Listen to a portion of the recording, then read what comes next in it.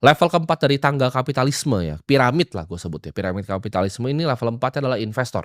Mereka bukan pembangun sistem lagi, mereka sudah naik kelas, mereka adalah pemilik dari sistem. Investor tuh nggak bekerja, dia nggak datang ke kantor ya. Investor itu bukan datang untuk mempekerjakan sistemnya, tapi memiliki sistemnya, dia beli sistemnya.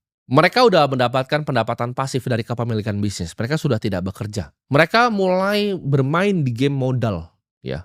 Bukan cuma sekedar tukar waktunya lagi, tapi mereka main mulai di pasar modal. Mereka memanfaatkan pasar modal. Mereka ini menguasai seni valuasi dan seni resiko, mereka bisa menimbang mana perusahaan yang bagus, mana perusahaan yang jelek.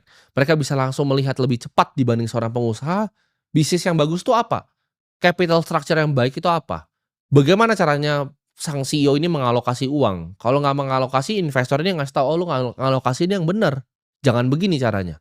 Uang tuh udah bekerja di saat mereka tidur. Ini udah level di mana manusia itu main game infinite, ya. Jadi kemungkinan pendapatan uang itu udah infinity, udah tidak bisa terbatas. Ini level di mana konglomerasi itu terbentuk, ya.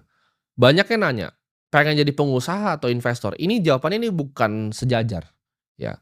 Pengusaha dan investor itu tidak pernah sejajar. Investor itu selalu di atas pengusaha, karena investor adalah level terakhir dari pengusaha. Kita contoh ya, Grup Salim.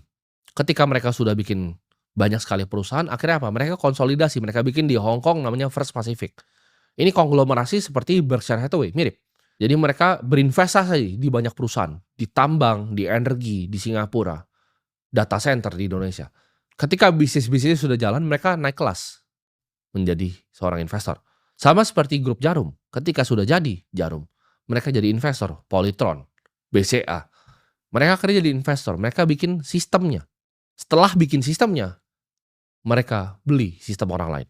Semua pengusaha hebat itu ketika mereka lulus jadi seorang pengusaha itu menjadi seorang investor. Seperti Sergey Brin yang bikin Google. Dia bikin family office by Shore Global Management. Seperti Bill Gates ketika dia bikin Microsoft, uangnya sudah banyak sekali dari situ, dia bikin Cascade Investment. Itu family office, investment firm. Ketika Jeff Bezos selesai bikin Amazon, dia bikin namanya Bezos Expedition. Orang kaya itu beli aset yang menghasilkan mereka income di saat mereka tidur. Dan ini biasanya tahan selama generasi. Ini level di mana keluarga-keluarga yang tahan ratusan tahun seperti House of Medici, ya, Fugger family, seperti family Rothschild, Rockefeller. Ini mereka bisa tahan lintas generasi karena mereka adalah seorang investor. Mereka pengusaha dulu, lalu mereka yang naik kelas jadi seorang investor.